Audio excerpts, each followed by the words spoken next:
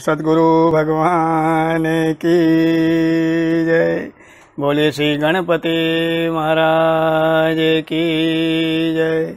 बोले श्री गौरी शंकर भगवान की जय। बोले श्री सचिया जोता वाली माता आपकी सदा ही जय। बोले श्री सांचे दरबार की जय।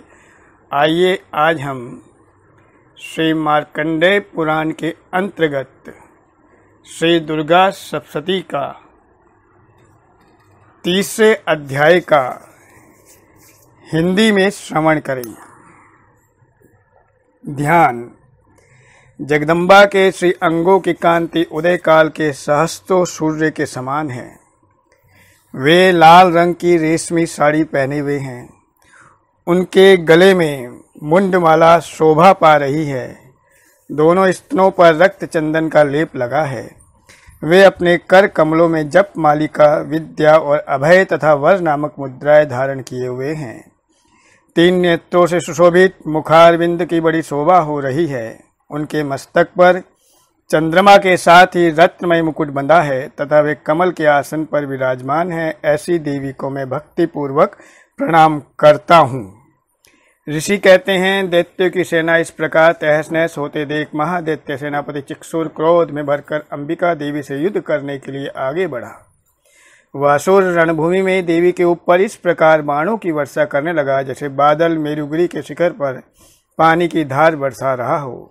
तब देवी ने अपने बाणों से उसके बाण समूह को अनायास ही काट कर उसके घोड़ों और सारथिकों को भी मार डाला। साथ ही उसके धनुष तथा अत्यंत ऊंची ध्वजा को तत्काल काट कर गिरा दिया। धनुष कट जाने पर उसके अंगों को अपने बाणों से बींध डाला। धनुष, रथ, घोड़े और सारथी के नष्ट हो जाने पर वह असुर ढाल और तलवार लेकर देवी की ओर दौड़ा। उसने तीखी धार वाली तलवार से सिंह के मस्तक पर चोट करके देवी की भी बाईं भुजा में बड़े वेग से प्रहार किया। राजन, देवी की बाह पर पहुंचते ही वह तलवार टूट गई।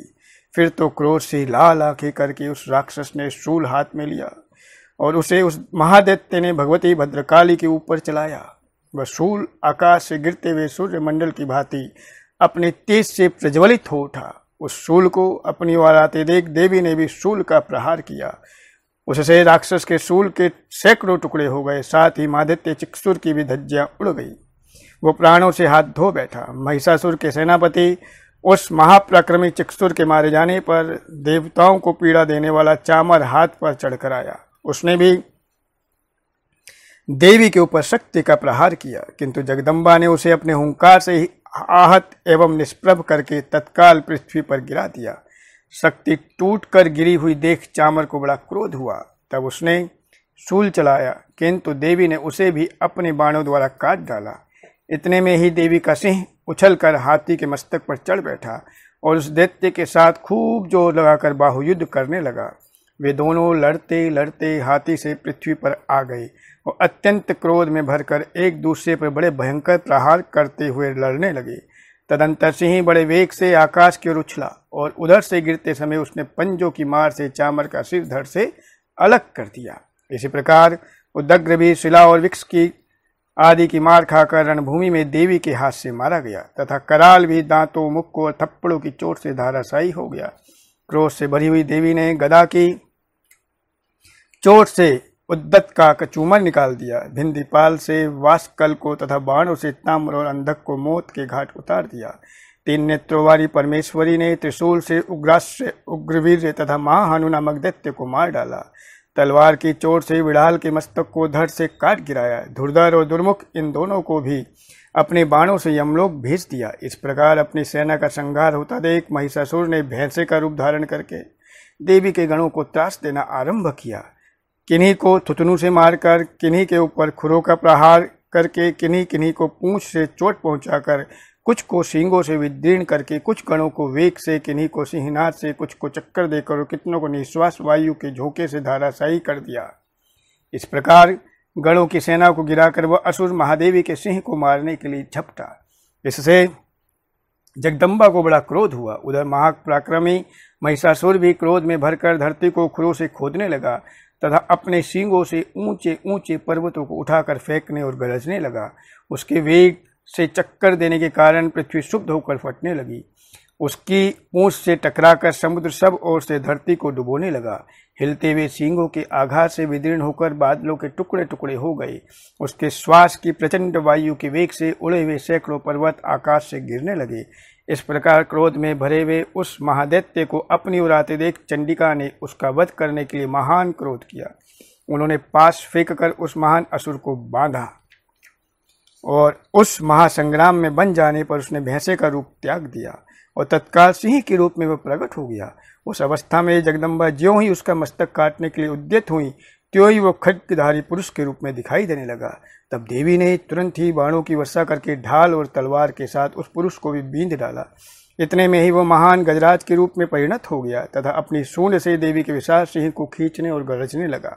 खींचते समय देवी ने तलवार से उसकी सूंड काट डाली। तब उस महादैत्य ने पुनः भैंसे का शरीर धारण कर लिया और पहले की ही भांति चराचर प्राणियों सहित तीनों लोगों को व्याकुल करने लगा। तब क्रोध में भरी हुई जगन्माता चंडिका का बारंबार उत्तम मधु का पान करने और लाल आंखें करके हंसने लगी। उधर वह बल और पराक्रम के मत से उन्मत्त हुआ राक्षस गरजने लगा और अपने सींगों से चंडी के ऊपर पर्वतों को फेंकने लगा। उस समय देवी अपने बाणों के समूह से उसके फेंके हुए पर्वतों को चूर्ण करती हुई बोली। बोलते समय उनका मुख मधु के मत से लाल हो रहा था और वाणी लड़खड़ा रही थी। देवी ने कहा, ओ मूढ़, मैं जब तक मधु पीती हूँ तब तक तू क्षण भर के लिए खूब गर्ज ले। मेरे हाथ से यहीं तेरी मृत्यु हो जाने पर अब शीघ्र ही देवता भी गर्जना करेंगे। जिसे कहते हैं। यूँ कहकर देवी उछली और उस महादैत्य के ऊपर चढ़ गई।